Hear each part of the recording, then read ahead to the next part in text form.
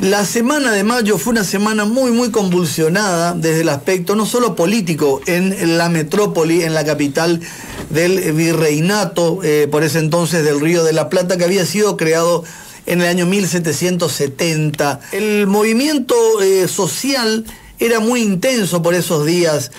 Había mucha agitación, había mucha disconformidad, muchos reclamos por parte de la población. La jornada laboral duraba entre 16 y 18 horas. Ganaban migajas, obviamente. Comenzaba muy temprano en la chacra del amo, en la chacra del propietario, generalmente ricos terratenientes españoles, acomodados con la corona española y poderosos en las Américas. Y se extendía a lo largo de todo el día, finalizando la jornada diaria aproximadamente a la tarde o a la tardecita.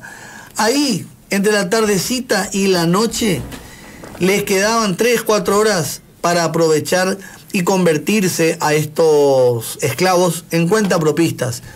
¿Y qué hacían? Se venían hasta la Recoba, que era la plaza, digamos, ahí donde hoy es Plaza de Mayo, frente a Casa Rosada de un lado, frente a la catedral del otro, donde descansa el padre de la patria, e intentaban vender algo de comida, algo de tejidos, alguna manufactura, para poder obtener algo de dinero, un poco de dinero extra, e ir guardando de a poquito para en su momento comprar su libertad. Jorge, hay algunas personas, algunos historiadores que nos enseñan que el movimiento fue de los comerciantes de Buenos Aires. Así es. Que estaban hartos, ya cansados de tanta presión por parte de la corona española. No nos olvidemos que España en ese momento, más allá de ser la dueña prácticamente del Nuevo Mundo, salvo el Imperio de Brasil, que pertenecía a Portugal y que también era inmenso, se la pasaba guerreando con Inglaterra, se la pasaba guerreando con Francia. Casualmente tenía un rey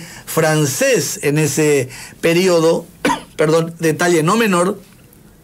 Se la pasaba guerreando con Portugal históricamente y con Holanda, es decir, las grandes potencias marítimas, las grandes potencias navales de ese momento. ¿Qué pasa entonces? Yo creo que supera el movimiento o la reacción de un sector que sería el de los comerciantes. ¿Por qué? Porque ese 25 de mayo famoso, legendario, donde se escucha el grito revolucionario argentino por primera vez en Latinoamérica y por segunda vez en toda la América, luego de la Revolución Americana de 1776, había zambos, había negros, había mulatos, había miembros del clero, había miembros del ejército. Casualmente el ejército de patricios apoyaba este golpe. ¿Qué sucedió allí? Cisneros recibe una presión tremenda por parte de notables personajes de la sociedad porteña. Dicen algunos que habría entrado el gran abogado porteño Manuel Belgrano. Digo abogado en ese momento porque todavía no era militar, luego fue militar y general por necesidad de la patria. Le habría apuntado a la cabeza con un pistolón y le habría dicho que se retire definitivamente del gobierno. Ya no tenía nada que hacer Baltasar Hidalgo de Cisneros por estas lares. Cuando Cisneros estudia y analiza la situación, se da cuenta claramente que se encontraba superado. El regimiento de patricios apoya a la gente y allí es donde él pronuncia esas legendarias palabras. Ya cuando el pueblo, si el pueblo no me apoya y digamos el fuero militar tampoco, ya nada me queda por hacer. Señores, hagan ustedes lo que quieran. Y ahí es donde él se retira. Entendemos nosotros que directo al puerto de Buenos Aires o probablemente al de Montevideo, para así remontar el océano y dirigirse directamente al viejo mundo, a la península ibérica, para nunca más regresar. ¿Qué sucede en ese momento? Se conforma la Junta de Gobierno, todos ya sabemos, nos hicieron estudiar desde muy chiquitos. Cornelio Saavedra, que nació en Potosí, nació en Bolivia, O sea que nuestro primer presidente, si se quiere, fue boliviano. Si bien algún purista me diría, no, pero en ese momento el Alto Perú, es decir, el sur de Bolivia, Potosí, Charcas, Chuquisaca, pertenecía, y le tendré que dar la razón, al virreinato del Río de la Plata.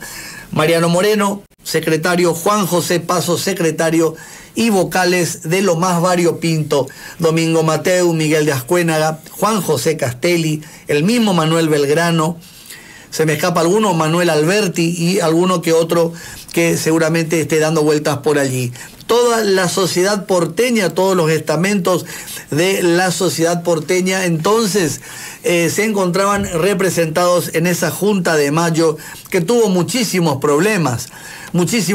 ¿Por qué? Porque nosotros lo que hicimos el 25 de mayo fue gritar que había una revolución y ponerle al mundo en conocimiento de esto.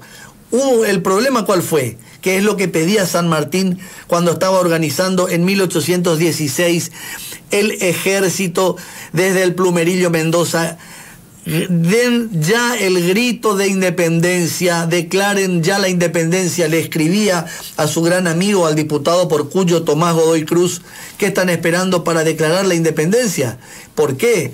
Porque la independencia le daba forma jurídica a la revolución. Con la revolución, y entre 1810 y 1816, solo fuimos un grupo de rebeldes que nos rebelamos, nos levantamos contra la corona española y pagamos las consecuencias. ¿Cómo? Y obviamente a través de las armas. No fue sencillo el camino, ¿eh? Acá se inicia todo, pero ¿qué pasa? Cuando llegan las noticias a España, obviamente, la reacción española, ¿cuál fue? Primero, reinstaurar a Fernando VII, que había sido depuesto por Napoleón Bonaparte, y colocar en el trono nuevamente, quitando a José I Bonaparte, al hermano mayor de Napoleón, al famoso Pepe Botella, ¿no? Conocido y bautizado de esa manera por el pueblo español, aparentemente por su afición a la ingesta del líquido elemento. Bueno, la cuestión es que cuando logran eso los españoles, se sacan de encima a un enemigo feroz, ni más ni menos que la Gran Armée, el mejor ejército del mundo.